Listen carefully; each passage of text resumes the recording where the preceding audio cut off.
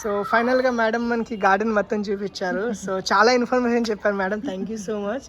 ఇంకోటి మేడం నాకు చెప్పండి, అంటే మీరు ఏదైనా చదువుకున్నారా, అయితే మీరు ఫ్యామిలీ బ్యాక్గ్రౌండ్ అన్నారు, సో దాంతోపాటు మీరు బుక్స్ లేకపోతే అలాంటి ఏదైనా చదువుకున్నారా, లేకపోతే జస్ట్ పర్సనల్ ఎక్స్పీరియన్స్ ఏనా?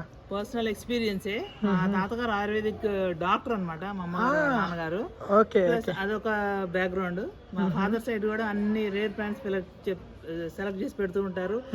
సబ్జెక్ట్ తెలుసుకుంటూ ఉంటారు. ఏదైనా కానీ మనం తెలుసుకోవాలి. మన ఇంట్లో ఒక ప్లాంట్ ఉందంటే దాని గురించి మ్యాక్సిమం తెలుసుకోవాలి అనే ఒక కాన్సెప్ట్ తో చెప్తా ఉంటారు అనమాట. సో ఆ క్యూరియాసిటీ అది పెరిగి కొంచెం అలా తెలుసుకుంటూ ఉంటాను అనమాట ప్లాంట్స్ గురించి. సో మేడం మీరు ఎంత స్ప్రెడ్ చేశారు కదా, సో దానికి మెయింటెనెన్స్ కి తర్వాత కేర్ కి అప్పుడైనా మనుషులు ఏదైనా పెడతారు లేకపోతే మీరే? లేదు, మనుషులు ఎవ్వరు లేరు. ఓకే, మేమే చూసుకుంటాం. మా ఫాదర్ మదర్ నేను. సో ఎంత వాటర్ ప్లాంట్స్ నార్మల్ ప్లాంట్స్ ఉన్నాయి కదా, సో దోమలు అలాంటి పురుగులు ప్రాబ్లమ్స్ ఏమి ఉండవు. చాలా మంది కంప్లైంట్ చేస్తారు దోమలు ఉంటాయని. మరి నాకు అసలు ఎప్పుడు దోమలు అనేది లేదు అసలు. మరి నాకు అదేంటో నాకు అర్థం కాదు. కాకపోతే నేను అప్పుడప్పుడు పొటాషియం పర్మాంగనేట్ గ్రాన్యూల్స్ వేస్తాను, వాటర్ ప్యూరిఫై చేస్తూ ఉంటుందంట. 15 days ఒకసారి కొంచెం జస్ట్ వాటర్ ప్లాంట్స్ లో వేస్తూ ఉంటా. అదొకటి. ప్లస్ ఏంటంటే ఆవు పేడ వేస్తూ ఉంటాయి ఎరువు కింద అప్పుడప్పుడు. ఆవు పేడలో ఉన్న దాని వల్ల ఏమన్నా రావో ఏమో నాకు ఐడియా లేదు. అదనమాట, అంతకంటే ఏం లేదు. ఓకే, సో ఇన్ జనరల్ గా మీరు ఫ్లవర్ ప్లాంట్స్ కి ఎరువులు ఉంటాయి కదా, అలాంటి ఫర్టిలైజర్స్ వచ్చేసి నేను ఓన్లీ ఫర్టిలైజర్ వచ్చేసి ఎక్కువ వాడేది ఆవు పేడ ఎరువే వాడతాను. ఎప్పుడైనా ఎప్సమ్ సాల్ట్ కానీ రాక్ ఫాస్ఫేట్ కానీ. అంతకు మించి నేను ఎక్కువ మెన్యూర్స్ అయితే నేనైతే వాడను. కిచెన్ వేస్ట్ కంపోస్ట్ అయితే తయారు చేస్తుంటాను, కానీ నేను అవి కూడా తీసుకోను. ఎందుకంటే కొంచెం పురుగులు అవన్నీ ఎక్కువ వస్తూ ఉంటాయి, మళ్ళీ అది దీంట్లోకి వచ్చి ప్రాబ్లము ఇవన్నీ ఉంటూ ఉంటాయని చెప్పి నేను దానికి కూడా పెద్ద ప్రిఫరెన్స్ ఇవ్వను. Around 200 people visited our garden and I have distributed so many plants, stems, seeds వాళ్ళకి ఇస్తూ ఉంటాను, నేను ప్రాపగేట్ చేస్తూ ఉంటాను. ప్లస్ ఇంకొక విషయం చెప్పదలుచుకుంది ఏంటంటే, ఈ సృష్టిలో మనిషికి ఎంత స్థానం ఉందో ప్రతి మొక్కకి ప్రతి జీవికి అంతే స్థానం ఉంది. కాకపోతే మనుషులు అనేది one of the species of nature.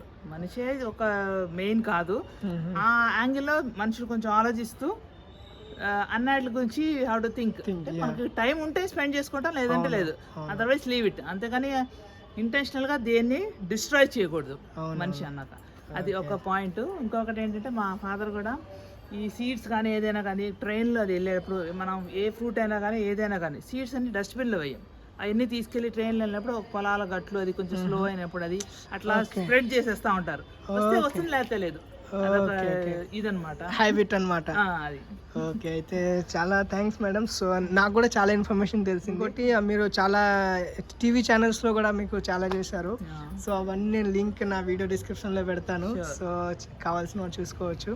మరి మీరు ఇంత కలెక్ట్ చేస్తారు కదా, సో మీరు ఎంత ఇన్వెస్ట్మెంట్ చేస్తారు ఇన్ జనరల్గా?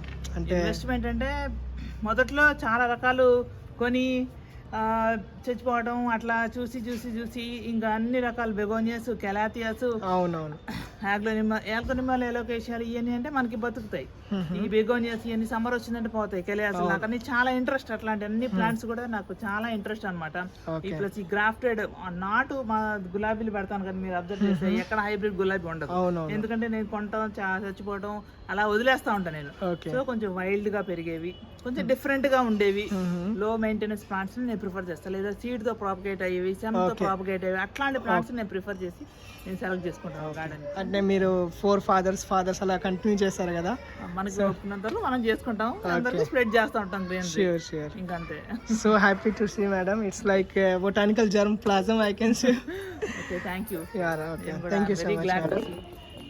Thank you madam, thank you uncle తీసుకొని వచ్చినందుకు. యాక్చువల్గా ఆర్టిస్ట్ నేను, మా sister artist. We have 4 national records అన్నమాట. రియల్లీ? 12 hours కంటిన్యూస్ గా చేసి లిమ్కా బుక్ ఆఫ్ రికార్డ్ వచ్చింది. అలాగే 24 కంటిన్యూస్ గా ఇద్దరు నేను మా సిస్టర్ కోన్ పెయింటింగ్ చేసి India book of records, Asia book of records and legend book of records 4 records వచ్చాయి మొత్తం టోటల్. 1.5 year బ్యాక్ మనకి హైదరాబాద్ సివి రామన్ ఆర్గనైజేషన్ వాళ్ళు మా ఇద్దరికి, నాకు మా సిస్టర్కి ఫెలిసిటేషన్ చేసి నాకు చిత్రకళారత్న అని, మా సిస్టర్కి చిత్రకళా శిరోమణి అని చెప్పి ఇచ్చేసారు. మన పంచలోహ కంకణమును మనం ఇంట్లో ఉందా చూసుకోవచ్చా? Okay, thank you so much madam. Okay, ఇది వీడియో తీయద్దు.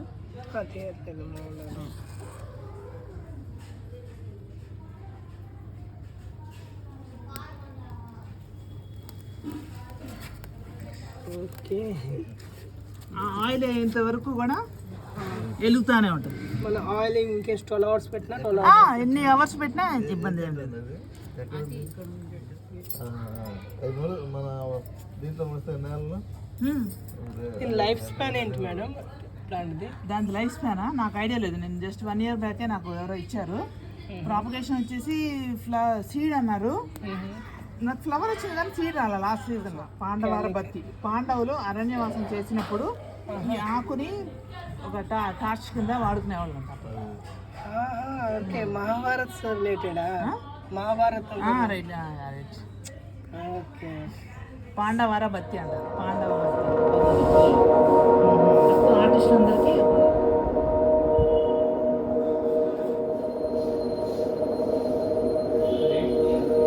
పర్లేదు మేడం, బాగా వస్తుంది.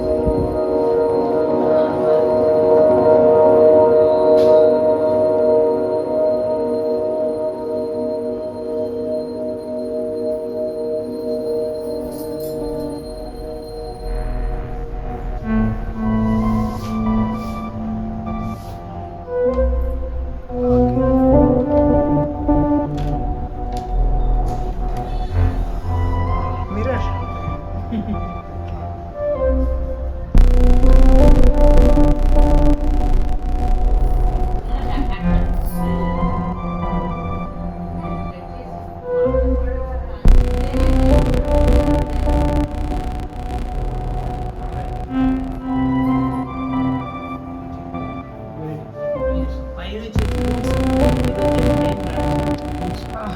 ఓకే,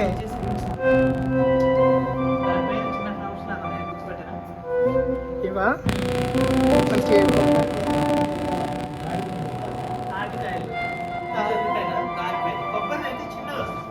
ఓకే, మనకి అది ఫ్రూట్స్ తింటారు, ఎల్లో కలర్ ఉంటాయి. ఓకే,